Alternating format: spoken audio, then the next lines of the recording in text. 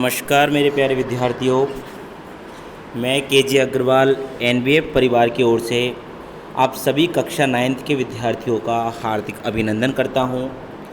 आज की इस वीडियो में हम हमारी पिछली वीडियो से आगे की बात को करने जा रहे हैं। जैसा कि आपको पता है कि हमने शुक्रवार को निबंध से संबंधित जो हमारी जानकारी थी, उस जानकारी को हमने लाइव क्लास में देखा था। उससे पहले मैंने आपको गुरुवार तक निबंध प्रकरण को लेकर के प्रस्तावना एवं उपसंहार के विषय में विशेष जानकारी आपको देने की कोशिश की थी। आज मैं आपके सामने उसी निबंध प्रकरण से संबंधित अंतिम वीडियो प्रस्तुत करने जा रहा हूं, जिसमें निबंध से संबंधित कुछ महत्वपूर्ण बातों को मैं शामिल कर रहा हूं। तो आइए देखते हैं कि इस निबंध प्रकरण के अंदर हमारे लिए कौन कौन सी बातें महत्वपूर्ण हैं और किस तरह हमें उन महत्वपूर्ण बातों को हमारे इस निबंध प्रकरण में अप्लाई करनी है। तो आइए मेरे प्यारे विद्यार्थियों, सभी विद्यार्थी अपने हाथ में कॉपी पेन रखें और हर चीज़ को समझते रहे। यस, देखिए मैंने बताया पहले आपको कि निबंध का अर्थ होता है नियमों में बंधी हुई रचना। इसके बाद मैंने आपको बताया था कि प्रस्तावना जो होती है, इस प्रस्तावना के आगे हम कोष्टक में क्या लिख सकते हैं, भूमिका भी लिख सकते हैं। इसके बाद मैंने आपको बताया कि जैसे ही आपका प्रस्तावना प्रकरण स्टार्ट होता है तो इसमें केवल दो बातों को ही एक्सप्लेन किया जाता है, एक अर्थ को और एक स्वरूप को। एक अर्थ को एवं एक स्वरूप को। अर्थ में मैंने आपको पिछली वीडियो में या फिर आपको लाइव क्लास में समझा ही दिया उदाहरण के माध्यम से कि अर्थ में कैसे लिखते हैं, और स्वरूप में भी मैंने आपको लाइव क्लास में बता ही दिया है। एक निबंध का उदाहरण लिया था हम लोगों ने, उसके माध्यम से कि इसके अंतर्गत क्या लिखा जाता है। फिर अंतिम बात की थी मैंने आपकी उपसंहार की। अंतिम बात मैंने किसकी की थी आपसे, उपसंहार की। तो उपसंहार को लेकर के मैंने आपको बताया कि हम लोग शुरू से लेकर अंत तक जो निबंध लिखते हैं उस पूरी बातों का निचोड़ अर्थात उपसंहार का अर्थ ही निष्कर्ष होता है कि हम लोग इस विषय को लेकर के क्या निष्कर्ष निकाल सकते हैं, किस परिणाम पर पहुँचे हैं। तो इस तरीके की बातें मैंने आपको अभी तक बता दी थी। अब देखिए मध्य की बातें। पहली चीज़ आपको ध्यान में रखना है कि जब हम निबंध लिखते हैं तो निबंध के अंतर्गत हम लोगों को सबसे महत्वपूर्ण काम क्या करना है कि प्रस्तावना को बहुत ही सुंदर तरीके से एक्सप्लेन करना है, जिससे कि एग्जामिनर इस प्रस्तावना को देख करके इतना प्रसन्न हो जाए कि नीचे की बातें उसको सब सामान्य लगने लगे। पहली चीज़। अब दूसरी बात, प्रस्तावना जैसे ही आप लोग कंप्लीट कर देते हैं तो उसके बाद एक छोटा सा श्लोक लिखो। श्लोक कैसे लिखोगे आप, किस पर लिखोगे, वो ध्यान से सुनना। प्रस्तावना के बाद कम से कम 2 लाइन का आपका श्लोक होना चाहिए और वह श्लोक उस विषय से संबंधित होना चाहिए जिस विषय पर आप निबंध लिख रहे हैं। ध्यान से सुनना मेरे साथियों, मैं क्या बता रहा हूँ आप लोगों को। मेरे बच्चों, विषय जो है आपका, उसी विषय को लेकर के आप लोग क्या बनाओगे, श्लोक बनाओगे। अगर स्वच्छ भारत अभियान का निबंध है तो इसको लेकर के श्लोक बनाओगे।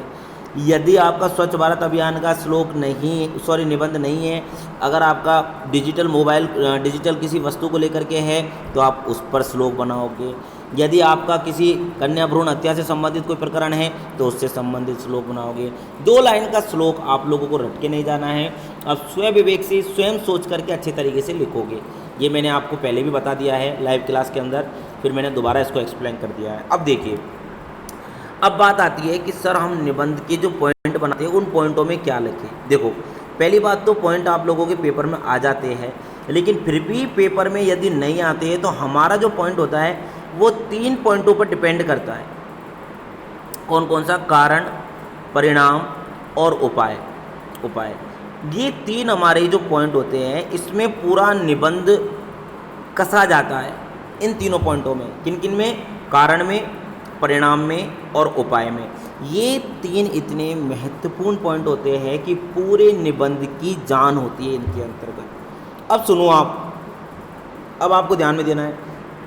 कारण का मतलब आप लोग देख सकते हो, ज़रूरी नहीं है कि आप लोग कारणों में पॉइंट डाल करके लिखो, ऐसे ये नहीं लिखना है आपको। पॉइंट डाल करके लिखोगे तो आप ध्यान रखना, एक एक पॉइंट आप लोगों को दो दो बार पढ़ना पड़ेगा। अगर आपके पॉइंटों में किसी भी प्रकार से अगर एक वर्ण की भी या आपकी वाक्य संबंधी शुद्धि और अशुद्धि की अगर कोई दिक्कत आ गई तो मेरे प्यारे बच्चों वो निबंध को बहुत ज़्यादा नुकसान पहुंचा सकती है। इसलिए मैं चाहता हूं आप कारणों को पॉइंटों में न लिख करके आप पैराग्राफों के अंतर्गत लिखो और लगभग 2 छोटे छोटे पैराग्राफ बनाओ आप, जिससे कि आप लोगों का जो यह है निबंध है ये थोड़ा सुंदर लगे। कारण में अब जैसे मैंने आपके सामने बोल दिया एज ए एग्जाम्पल कि कोरोना काल में लोगों की स्थिति, ये निबंध है। अब मैंने कहा इसका कारण लिखो आप। तो स्थिति का कारण आपको सबको पता है क्या, कि लोगों का बाहर नहीं निकल पाना, लोगों का रोजगार को प्राप्त नहीं कर पाना, लोगों का इस तरीके से व्यवसायों से दूर हो जाना जिस तरह की वो व्यवसाय उनके थे ही नहीं। ऐसे कई कारण हैं जिन कारणों को आप लोग बहुत अच्छे से एक्सप्लेन कर सकते हो। फिर बात करूं मैं परिणाम, तो परिणाम को लेकर के आज हमारे सामने इस विषय के बहुत ही हानिकारक परिणाम सामने आए हैं, जिससे कि हम लोगों को अपने लिए जीने के लिए, अपने परिवार के लिए, अपने परिवार के जीने के लिए कितनी प्रकार की सुविधाओं का ध्यान रखना पड़ रहा है। हर तरीके से हमें लेकर के, हमारे परिवार को लेकर के चिंतित रहते हैं। तो इस तरीके से आज हमारे सामने इसके बहुत ही नकारात्मक परिणाम सामने आ रहे हैं। अब आप लोग ध्यान रखना, परिणाम का मतलब एक ही चीज़ नहीं होती है कि आप लोग केवल दोष ही दोष लिखो। परिणाम में आप गुण भी लिख सकते हो। अब जैसे आपने 2 गुण लिख दिए, पहला गुण कि आज हम जो अभी तक अपने आप को हर प्रदूषण में चेहरे पर किसी प्रकार का कोई मास्क रुमाल का प्रयोग नहीं करते, तो एक तो हमें ये सीखने को मिल गया है। जब हमें डर मिला, जब हमें बीमारी मिली, जब हमें समस्या मिली, तो इसके समाधान में हमारे सामने इस प्रकार का एक तो गुण आ गया है। दूसरा पॉइंट लिख सकते हो आप, आज हम समय समय पर हर किसी चीज़ को जब छू लेते हैं तो उसको छूने के बाद अपने हाथों को साफ करते हैं। ये प्रवृत्ति बहुत कम लोगों में थी पहले, लेकिन आज पर्याप्त मात्रा में लोगों के अंदर है। तो आप लोगों को ध्यान रखना, मैं मानता हूँ कि 90% इसके दोष है, लेकिन जो 10% इसके जो गुण आपको दिखाई दे रहे हैं, ये गुण हमारे लिए बहुत ही महत्वपूर्ण साबित होंगे। कब साबित होंगे महत्वपूर्ण? जब हम लोग इन्हें अच्छे से अपने निबंध में अप्लाई करेंगे। तो इस तरीके से हम लोगों के निबंध से संबंधित कारण परिणाम की बात हो गई। बात रखें हम उपाय की। देखो, उपाय और उपसंहार में बहुत अंतर है। उपाय में आपको तरकीब बतानी है, कि कैसा उपाय किया जाए कि हम लोग इस कोरोना से बच सके, इस समस्या का समाधान कर सके। तो इस तरीके का कुछ उपाय आपको क्या करना है, अपने इस निबंध प्रकरण में शामिल करना है, जिससे कि आपका ये निबंध बहुत ही सुंदर तरीके से एग्जामिनर के सामने प्रस्तुत हो और वो आपको ना चाहते हुए भी पूरे में से पूरे नंबर देने की कोशिश करे। बात मैंने यहाँ तक कि आप लोगों से कर ली है। अब आप देख सकते हैं मैंने आपको सबसे पहले क्या समझाया, प्रस्तावना।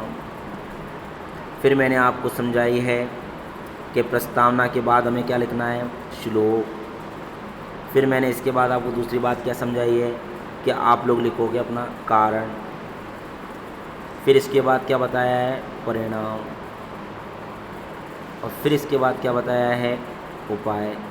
और अंतिम प्रकरण आपका क्या होगा, उपसंहार। इस तरीके से आप लोगों को आपका निबंध बनाना है। कोई भी दिक्कत आती है मेरे बच्चों, आप सहर्ष मुझसे पूछ सकते हैं कि सर हमें इस निबंध को करने में इस प्रकार की तकलीफ़ हो रही है, समस्या आ रही है, सर इसमें हम क्या करें, कैसे करें। तो आपके लिए हमेशा हम लोग तैयार है कि आप लोगों की किसी भी समस्या को आपकी समस्या न रह करके आपकी उस समस्या का समाधान करके आपको उस समस्या से निजात दिलाना। तो आप लोग बिल्कुल निश्चिंत होकर के अपनी तैयारी करें। अब मैं चाहता हूं कि आप लोग कोई 2 विषयों पर निबंध लिख करके मुझे बताएं, और ऐसे 2 विषय आपको ढूंढने हैं जो वर्तमान स्थिति को लेकर के हो।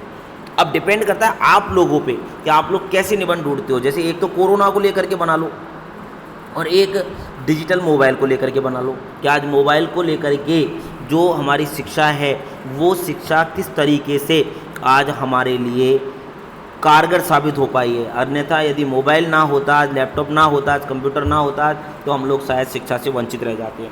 तो इस तरीके से वैसे तो मैंने इसके बारे में आपको पिछली लाइव क्लास में समझा दिया थोड़ा बहुत, लेकिन फिर भी मैं चाहता हूँ कि आप लोग इन दोनों विषयों को लेकर के कि कौन कौन सी, एक तो कोरोना महामारी और दूसरा शिक्षा में मोबाइल का प्रयोग, ऐसे दोनों विषयों पर आप सुंदर तरीके से लगभग 300 शब्दों में निबंध लिखोगे।